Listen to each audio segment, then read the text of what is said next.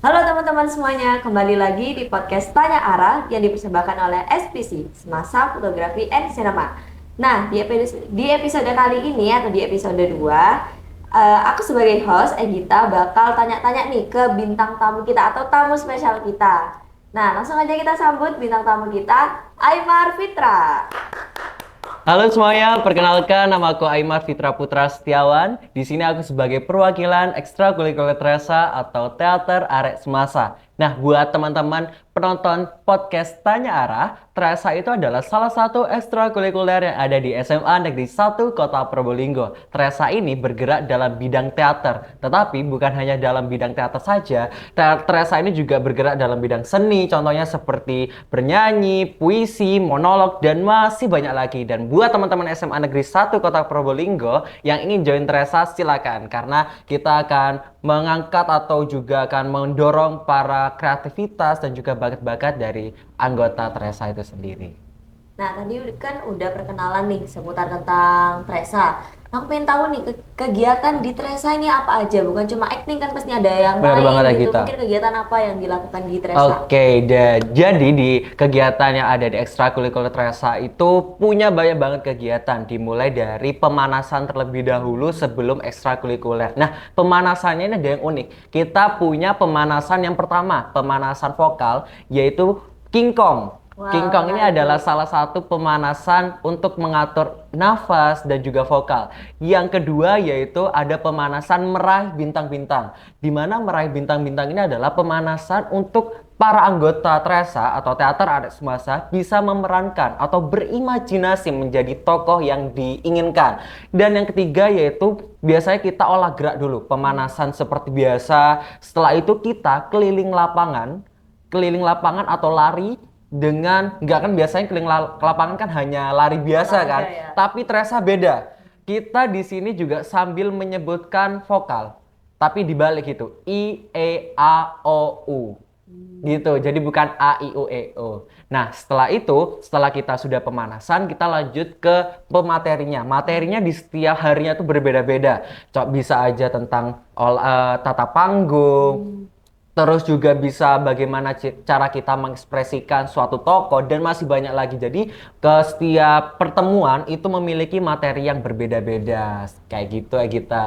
Nah, tadi sempat di-mention ini pemanasan King Kong. Nah, apa Bener itu banget. pemanasan King Kong? Mungkin boleh dijelaskan atau dipraktekkan? Benar-benar. Jadi King Kong ini adalah pemanasan bagi anggota Tresa, bagaimana cara kita untuk mengatur vokal dan juga napas kita. Kita bisa praktekkan hari ini bersama kita. Oke, siap? Boleh. Jadi Ayo. pertama kedua tangan ada di pinggang. Di pinggang. Oke. Setelah itu saat ada kata-kata King itu kita menyebutkan sambil menarik nafas. King Kongnya kita keluarkan. Bisa? Oke. Oke. 1, 2, 3. King Kong. King Kong. King Kong. Oke, kayak gitu. Salah satu pemanasan yang ada di ekstrakurikuler Tresa. Unik banget ya pemanasannya. Bener banget. Ya, tadi kan kegiatan di Tresa udah dijelasin nih, terus pemanasannya juga sebelum latihan juga Iya. udah. Nah, pastinya kalau misalnya kita meranin sebuah peran atau pertunjukan itu kan ada peran yang udah dijalani atau Iya, diperankan. bener banget ya kita. Nah, selama ini sama Mas Aimar sudah memerankan teater, ada nggak peran yang paling berkesan bagi Mas Aimar? Oke, kalau peran yang paling berkesan itu sebenarnya ada. Waktu itu aku pernah meranin sebagai maling kundang. Wow. Nah, sebagai maling kundang ini cukup menantang sekali karena saya bukan hanya berakting aja atau berdialog dengan lawan bicara, tapi kita juga harus bernyanyi. Nyanyi. Dan itu adalah salah satu tantangan paling besar karena di dialognya itu ada nyanyiannya kayak gitu. Dan itu cukup challenges banget waktu itu karena kayak harus nyanyi. Terus juga waktu itu lawan mainku adalah Mbak Cecil. Mbak Cecil itu kakak kelasku, di mana pada saat itu aku harus menjalin chemistry dengan Mbak Cecil dan itu cukup tantangan juga. Bagaimana cara aku bisa menjalin chemistry dengan baik dengan lawan bicaraku, dan itu emang harus dilakukan di setiap pertunjukan, bukan hanya tampil itu bukan hanya diri kita sendiri, tapi bagaimana cara kita untuk bisa menjalin chemistry dengan lawan bicara, seperti itu. Nah tadi kan peran yang berkesan itu Malin Kundang. Benar banget. Kedepannya ada peran yang pengen diperankan, itu peran apa kira-kira? Kalau peran yang pengen diperankan untuk kedepannya itu mungkin aku pengen untuk menjadi tokoh protagonis ya, atau tokoh-tokoh yang baik. Karena selama ini tuh aku kebanyakan menjadi peran-peran yang antagonis. Kayak dikit banget peran yang pernah aku perani sebagai protagonis, dan itu sih next yang pengen aku challenging atau tantangan buat diriku sendiri untuk bisa meranin tokoh-tokoh protagonis. Oke. Pasti kita pas pertunjukan teater itu kan ada rasa gugup atau grogi gitu kan. Nah, gimana Mas Aimar menangani rasa gugup atau grogi pada saat pertunjukan atau mau mulai pertunjukan? Oke, jadi emang benar ya kata Gita tadi tuh, sebelum kita tampil di suatu pertunjukan, ditonton oleh banyak kalangan orang, masyarakat umum, teman-teman kita, itu pasti ada kalanya kita itu gugup, nervous dilihat teman-teman kita. Ya, wajar ya. Wajar banget dilihat oleh banyak orang tuh, wajar banget kalau gugup. Tapi ada beberapa tips yang mungkin aku bisa kasih buat teman-teman penonton podcast Tanya Arah ini untuk bisa diterapin kalau misalnya ada ekstrakurikuler atau ada, biasanya kan ada nih praktek drama, itu mungkin bisa nih teman-teman terapin juga. Pertama adalah persiapan diri. Jadi sebelum kita tampil, sebelum kita meranin apa yang udah kita persiapkan, itu harus mateng dulu nih. Mulai dari apa yang ingin disampaikan, dari naskahnya udah hafal dan tahu apa yang ingin nanti disampaikan. Terus yang kedua yaitu ekspresinya. Jadi yang pertama itu adalah kesiapan diri sendiri dulu. Prepare dulu, yang mateng dulu. Jangan setengah-setengah. Kalau mau menunjukkan penampilan itu harus effort, harus totalitas. Keluarin semuanya. Jangan di dalam dunia teater tuh nggak ada yang namanya malu. Adanya malu-maluin. Bener ini. Jadi dalam sebuah teater itu nggak boleh adanya malu. Kita harus bisa mengekspresikan, karena setiap tokoh itu beda-beda. Ada nih misalnya kita nggak jadi manusia, bisa aja jadi hewan. Iya benar-benar. Nggak mungkin dong kita jadi hewan malu-malu. Jadi begitu pula pada saat kita meranin suatu tokoh, nggak mungkin dong kita malu-malu. Jadi harus benar-benar totalitas. Keluarin apapun yang bisa udah dipersiapin dari awal. Terus yang kedua adalah paham apa yang ingin mau ditampilkan. Jadi kita harus paham dulu nih, dalam sebuah pertunjukan tuh pasti ada namanya ada namanya yang ingin kita sampaikan dari pertunjukan itu, isinya. Bener banget. Jadi kita harus tahu apa sih yang ingin kita sampaikan, apa sih yang mau peran ini sampaikan ke penonton. Jangan sampai penonton yang lihat tuh bingung apa yang mau kita tampilkan, apa yang udah kita tampilkan, ini mau ngapain sih orang, nggak lucu kan. Makanya itu kita harus bagaimana cara kita untuk bisa yakinin mereka, buat orang-orang yang nonton itu paham sama apa yang kita perankan, sama apa yang ingin kita tampilkan dari pertunjukan itu, kayak gitu ya kita. Dan yang terakhir yaitu selain kita matang dalam persiapan, paham apa yang kita sampaikan. Nah ini ada tips dari aku sendiri yang udah aku emang lakuin dalam kehidupan sehari-hari pada saat pertunjukan atau mau menampilkan suatu tokoh adalah gini. Beri waktu kalian sebelum penampilan itu 5 menit atau paling maksimal 10 menit itu jangan menggunakan HP. Jauhin HP atau ya sesuatu hal yang mengganggu pikiranmu saat pertunjukan. Jadi pastiin 10 menit, 5 menit sebelum pertunjukan itu pastiin pikiranmu udah nggak ada yang harus dipikirin. Biar nggak ke-distract kan. Bener banget. Jadi yang kamu pikirin adalah penampilan. Kayak gitu. Jadi harus fokus. Jangan sampai ada yang mengganggu waktu kamu di 10 sampai 5 menit waktu sebelum pertunjukan itu. Setelah itu biasanya itu aku doa setelah udah fokus selama 10 menit, 5 menit udah pastiin gak ada yang mengganggu, doa. Itu penting banget. Soalnya tanpa ada doa tuh mustahil bisa berjalan lancar suatu acara. Itu mustahil banget gitu ya. Jadi harus doa, harus inget sama yang atas. Dan yang terakhir yaitu atur nafas. Itu penting banget. Biar tenang. Nggak atur nafas ini bukan teori belakang aja, tapi secara teori pelajaran itu emang ada. cara kita untuk mengatur nafas biar nggak gugup tuh emang ada. Jadi harus pastiin kondisi nafasnya itu lancar. Ini berlaku bukan hanya untuk penampilan teater aja, tapi setiap kalian mau tampil di depan umum atau yang bikin hal kalian itu gugup, itu pastiin tips-tips yang tadi itu dilakuin. Pertama, luangin waktu 10 hingga 5 menit untuk nggak ada yang mengganggu ya. Terus yang kedua, doa. Dan yang terakhir yaitu atur nafas kalian. Seperti itu. Tipsnya berguna banget ya. Soalnya pastinya kita di kehidupan sehari-hari itu ada aja kita tampil di depan umum. Bener banget ya mau kita. nggak mau harus tampil di depan banyak umum gitu. Dan ini juga bisa diterapin nih sama kita sendiri. Tadi kita udah ngebahas tentang teaternya, tentang Tresanya. Nah, kita balik lagi nih ke ekskul Tresanya. Tadi Mas Aimar bilang di awal, di opening, kalau misalnya Mas Aimar ini perwakilan dari salah satu ekskul yang ada di Semasa, yaitu Tresa. Mas Aimar ini di Tresa sebagai pengurus inti ya? Bener banget, di sini aku sebagai wakil ketua Tresa untuk tahun ajaran 2023-2024. Nah, pastinya sebagai pengurus, terutama pengurus inti ya, itu kan punya harapan ke depannya untuk ekskul ini. Nah, apa harapan ke depannya untuk ekskul Tresa ini? Jadi tentu dari aku sendiri, bukan hanya aku sendiri ya, dari teman-teman inti Tresa ini juga banyak banget harapan yang ingin disampaikan, yang ingin diwujudkan untuk ekstrakurikuler Tresa ini. Tapi dari aku pribadi itu aku pengen punya pagelaran pagelaran minimalis lah. Jadi yang kita tahu kan tahun ini bakalan ada pagelaran seni teater, tapi ini versi kecilnya. Gitu. Jadi bisa diadakan setiap bulannya.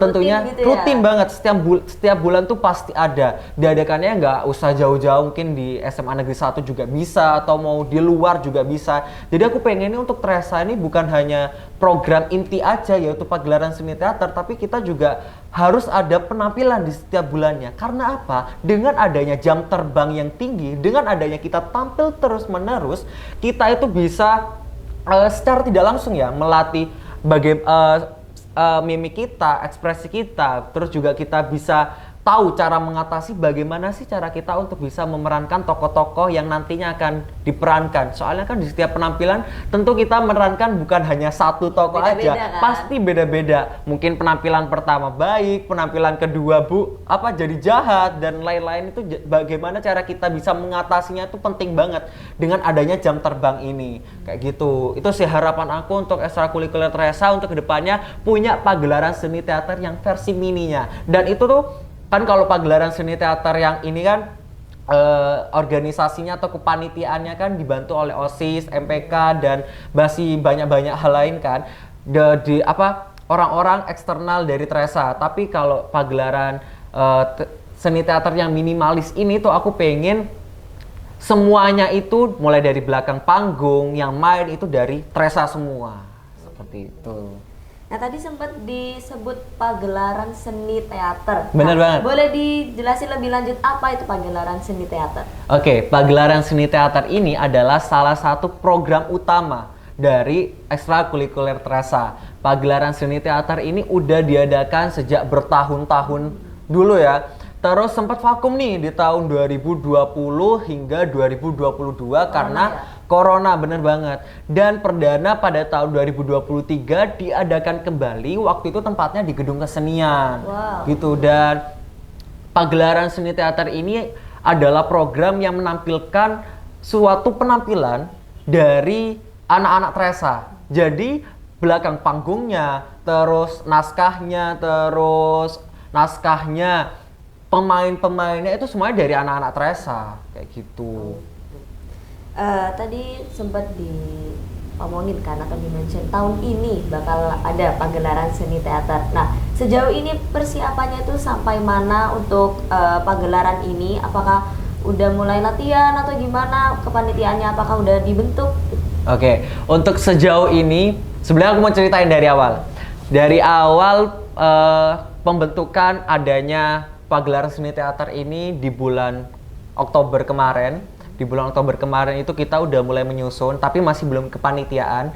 apa sih yang ingin kita sampaikan di pagelaran seni teater tahun 2024 ini, apa aja nanti yang harus masuk, apa aja konsepnya kayak gimana, itu udah mulai tahun kemarin. Rencana-rencana Iya, ya. di bulan Oktober. Dan itu juga Pak Domas selaku pembina itu udah memerintah aku untuk menjadi penulis naskahnya di tahun kemarin, di bulan Oktober juga. Jadi bisa dibilang aku nulis naskah itu sampai bulan Januari, Oktober, November, Desember, Januari. 4 bulanan aku nulis naskah untuk pagelaran seni teater 2024 ini. Dan setelah udah mulai, naskahnya udah jadi awal mulanya sebenarnya bisa jalan semuanya tergantung aku, karena naskahnya harus ada dulu. Benar. Gitu. Jadi alhamdulillah selesai di bulan Januari, dan di bulan Januari itu kita mulai mengajukan proposal ke pihak sekolah, dan alhamdulillahnya udah di ACC. Dan sejauh ini di bulan April itu kita udah berjalan 80%. Iya, mulai dari penampilannya, terus kepanitiaannya, dan masih banyak lagi udah 80%. Apalagi untuk pagelaran seni teater tahun ini itu kan karena ada 2 penampilan, naskah utama dan juga naskah yang kedua. Itu alhamdulillah juga udah berjalan 80%, di mana pemerannya udah paham apa yang mau ingin disampaikan, terus pemerannya juga sudah mengerti gitu loh apa yang ingin dia perankan, seperti itu. Dan untuk kepanitiaannya juga alhamdulillah juga udah 80%, tapi juga ada tantangan 20%-nya ini di mana kita sempat terhambat karena kedepannya bakalan kepotong sama liburan lebaran. Jadi kita bisa lanjut kerja lagi, mulai bisa melanjutkan progres di bulan ini tuh setelah lebaran. Dan itu waktunya mepet banget. Agak deg-degan ya? Agak deg-degan bagaimana cara aku sendiri untuk bisa memanage waktu agar bisa 20% ini dapat tercapai dengan waktu seminim itu. Karena aku sendiri juga di pagelaran ini selain penulis naskah dan juga sutradara, tapi aku juga di sini menjadi artistic director, di mana banyak banget tantangan tersendiri yang ada di tugas dari jabatan ini. Jadi pertama kita harus membuat konsep untuk pagelaran seni teater ini nantinya bakal kayak gimana sih. Terus banyak banget lagi tantangan yang banyak banget untuk bisa menjalankan pagelaran seni teater ini sebagai artistic director. Cuman aku bersyukur banget di pagelaran seni teater tahun ini tuh punya kepanitiaan yang support dan juga solid banget, dimana teman-teman itu bersama-sama untuk bisa mensukseskan jalannya kegiatan pagelaran seni teater tahun 2024 ini dengan baik. Nah, pagelaran seni teater tahun ini itu tadi kan sudah di-mention akan dilaksanakan. Nah, bisa kasih alasan kenapa kita wajib datang dan nonton pagelaran seni teater 2024 ini? Jadi buat teman-teman, sahabat-sahabat podcast Tanya Arah, banyak banget alasan mengapa teman-teman itu harus menonton pagelaran seni teater tahun 2024 ini. Pertama karena kita punya konsep yang beda dari tahun lalu, di mana tahun lalu kita adain pagelaran seni teater ini di gedung kesenian. Dan tahun ini spesial banget, perdana juga kita tampil di panggungnya SMA Negeri 1 Kota Probolinggo. Nah, buat teman-teman yang nggak tahu, SMA Negeri 1 Kota Probolinggo ini punya panggung sendiri loh. Nah, penasaran nggak sih panggungnya kayak gimana? Makanya datang nih teman-teman di pagelaran seni teater 2024. Selain itu, aku juga sebagai penulis naskah dan juga sutradara. Sutradaranya ada 2, aku sama Amanda teman aku. Di sini kita mengangkat mengenai isu-isu yang sering terjadi atau sekarang ini marak banget terjadi banyak banget di remaja relate banget sama remaja saat ini, kayak gitu. Tentang permasalahan keluarga, percintaan, dan masih banyak lagi. Dan itu kita gabungkan di satu pertunjukan di 2 penampilan, yaitu penampilan utama dan juga penampilan yang kedua. Selain itu, di pagelaran seni teater ini tuh kita punya judul namanya Askara, di mana Askara ini adalah tokoh utama kita. Jadi tokoh utama kita sekalian aja jadi judul. Jadi Askara ini adalah sebuah doa atau sebuah cahaya yang diidam-idamkan oleh setiap permasalahan, oleh setiap tokoh yang ada di dalamnya. Dan bagaimana sih kelanjutannya, dan apakah pemain-pemain dari penampilan ini tuh mendapatkan cahaya yang ingin dia yang ingin didapatkan, saksikan di pagelaran seni teater 2024. Wah, menarik banget tuh. Pastinya teman-teman yang nonton podcast ini pengen tahu berapa sih harga tiketnya buat nonton pagelaran seni teater tahun ini? Oke, untuk harga tiketnya itu kita punya 4 gelombang. Sekarang ini udah gelombang yang kedua dengan harga 20 ribuan. Di gelombang pertama itu kita harganya di 15.000, cuma buat teman-teman yang nggak kebagian di gelombang kedua masih ada di gelombang ketiga dan juga di gelombang keempat. Wah, dari harganya tuh terjangkau ya. Pasti di kalangan remaja tuh harganya terjangkau, terus masih bisa dinikmati. Jadi bagi teman-teman yang tertarik buat nonton pagelaran seni teater bisa segera pesen. Pesennya di mana? Pesannya bisa cek di Instagramnya Tresa, di situ ada linknya, tinggal diklik terus nanti ada langsung muncul pembayarannya seperti itu. Wah, pagelaran seni teater ini menarik banget ya. Tentu banget, menarik. Bagi teman-teman yang suka teater ataupun yang mungkin penasaran pagelaran seni teater ini seperti apa, kalian bisa nonton nanti pada saat pagelaran ini udah dimulai dan jangan lupa pesen tiketnya. Benar banget, Oke, teman-teman. podcast kali ini di episode 2 sekian dari aku dan Mas Aimar. Sampai jumpa lagi di podcast episode selanjutnya. Dadah!